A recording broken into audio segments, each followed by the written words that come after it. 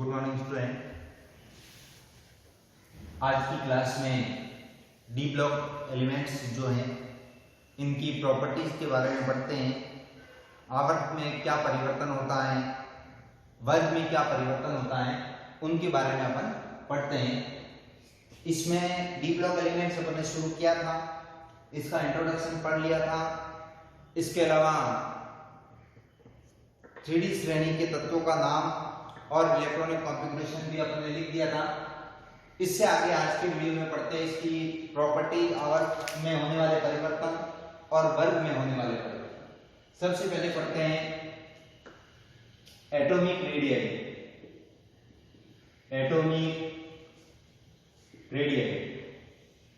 सबसे पहले तो एटॉमिक रेडियस होती क्या है। अगर कोई भी परमाणु है, ये जैसे कि परमाणु है, ये कोई परमाणु है, ये इसका नाभिक है, तो इस न्यूक्लियस के बीच में ये क्या है, न्यूक्लियस, और ये है एक्सटर्नल सेल, जिसको कह सकते हैं अपन वैलेंस सेल। इन दोनों के बीच की जो डिस्टेंस है, ये वाली जो डिस्टेंस होगी, इसको क्या कहेंगे, एटॉमिक रेडियस कहते हैं। क्या कहते हैं, एटॉमिक रेडियस कहते हैं। मींस किसी परमाणु के बाह्यतम कोश, जिसको वैलेंस सेल कहते हैं, और न्यूक्लियस के बीच की जो डिस्टेंस होती है, उसको क्या कहते हैं, एटॉमिक रेडियस कहते हैं। अब देखो, what is the change in the period in atomic radius and in the group in atomic radius. अब देखो, अपन ने एक नॉर्मल वे में पढ़ा था, ये जैसे कि पीरियड है, पीरियड के अंदर जो एटॉमिक रेडियस है, एटॉमिक रेडियस वो क्या होती है, डिक्रीज होती है। और डिक्रीज होने का जो रीजन है वो क्या है, न्यूक्लियर जो चार्ज है, वो न्यूक्लियर चार्ज क्या होता है, इंक्रीज होता है। ये ध्यान रखना, नीचे जो एरो लगाया है मैंने, वो डिक्रीज को शो कर रहा है, और ऊपर की ओर एरो जो है इंक्रीज को शो कर रहा है। इसी प्रकार से अगर मैं बात करता हूं ग्रुप के अंदर, अगर ग्रुप की मैं बात करूं, तो ग्रुप में क्या होता है, जब टॉप टू बॉटम जाते हैं, तो उस कंडीशन में एटॉमिक रेडियस जो होती है, वो एटॉमिक रेडियस क्या होती है, इंक्रीज होती है। और उसका कारण क्या है, न्यू शेल जो है वो क्या होते हैं, एडिंग ऑफ न्यू शेल, नए शेल जुड़ते हैं, और नए शेल जुड़ने की वजह से उसकी एटॉमिक रेडियस में क्या होती है, ग्रोथ होती है। ये तो किसके लिए, एक नॉर्मल कॉमन पेरियोडिक टेबल के लिए। अगर डी ब्लॉक तत्वों की अगर बात करें, तो डी ब्लॉक तत्वों के अंदर क्या परिवर्तन होता है, वो अगर देखें तो डी ब्लॉक तत्व, जैसे कि सपोज 3D श्रेणी, कौन सी है, 3D सीरीज। अगर 3D सीरीज की मैं बात करूं, तो 3D सीरीज के अंदर क्या होता है, 3D सीरीज के अंदर जो तत्व हैं वो हैं स्कैंडियम, वेनेडियम, टाइटेनियम, क्रोमियम,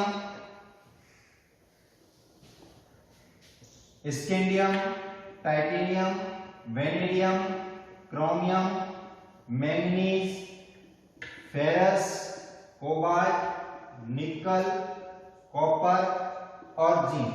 ये इस प्रकार से परिवर्तन होता है। अब यहां पर अगर देखें तो यहां से यहां तक जब आते हैं, कहां, यहां तक स्कैंडियम, टाइटेनियम, वेनेडियम, तब क्या होती है, atomic radius decrease.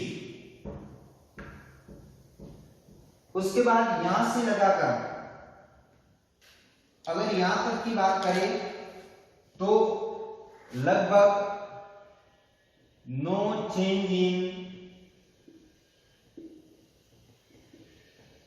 The value of atomic radius. Atomic radius में कोई परिवर्तन नहीं होता है। और अंत में यहां पर बात करें तो एटॉमिक रेडियस इंक्रीज। ये इस प्रकार से परिवर्तन होता है। अब ये परिवर्तन क्यों होता है, उसका कारण क्या है? एटॉमिक रेडियस को इफेक्टेड करने वाले दो फैक्टर हैं। एक फैक्टर कौन सा है? न्यूक्लियर चार्ज, जिसको अपन ने पढ़ लिया है, न्यूक्लियर चार्ज। और ये क्या करता है? Decrease the atomic radius. और दूसरा जो होता है वो है शिल्डिंग इफेक्ट। और शिल्डिंग इफेक्ट क्या करता है? Increase the atomic radius. तो स्टार्ट के अंदर क्या है? न्यूक्लियर चार्ज बहुत अधिक होता है और डी इलेक्ट्रॉनों की संख्या कम होती है। ऐसी स्थिति में क्या होगा? इफेक्टेड कौन सा होता है? प्रारंभ में ये इफेक्टेड होता है। ये इफेक्टेड होने की वजह से एटॉमिक रेडियस में क्या आ जाती है?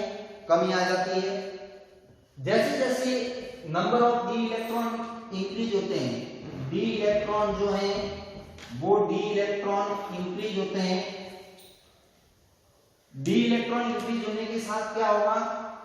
शिल्डिंग इफेक्ट क्या होगा? अपना प्रभाव दिखाना शुरू करेगा। और बीच वाले तत्वों में क्या होता है?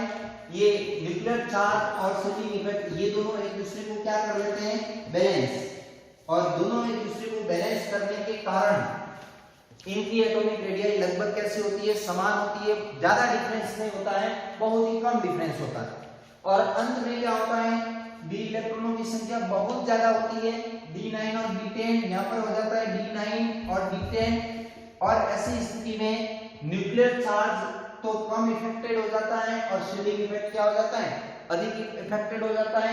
ऐसी स्थिति में लास्ट में क्या होती है? साइज में इंक्रीज हो जाती है। तो इस प्रकार से इसमें जो साइज में परिवर्तन है थोड़ा अनियमित रूप से होता है। पहले साइज डिक्रीज होती है, बीच वाले तत्वों की लगभग अप्रोक्सीमेटली इक्वल होती है और लास्ट वाले तत्वों में वापस क्या हो जाती है? साइज बढ़ जाती है। और उसका रीजन क्या है? ये दोनों प्रकार के जो चार्ज है, एक चार्ज को क्या कर रहा है? कम कर रहा है और दूसरा चार्ज को क्या कर रहा है? बढ़ा रहा है। तो इस प्रकार से साइज में जो परिवर्तन है वो डी ब्लॉक में इस प्रकार से आता है। अगर ग्रुप की बात करें तो ग्रुप में कोई चेंजेस नहीं है। एटॉमिक रेडियस स्टार्ट में जब 3d से 4d आओगे तब क्या होगी? बढ़ेगी। और 4d से 5d आते हैं तब यहाँ पर लगभग अप्रोक्सीमेटली क्या होती है? इक्वल रहती है। और उसका कारण क्या है? Lanthanoid contraction. Lanthanoid contraction. और उसके कारण ये इस प्रकार से परिवर्तन होता है। यहाँ पर साइज में कोई विशेष वृद्धि नहीं होती है, जबकि यहाँ से यहाँ तक साइज में अधिक वृद्धि होती है। तो ये है साइज से रिलेटेड एटॉमिक रेडियस से संबंधित। Thank you.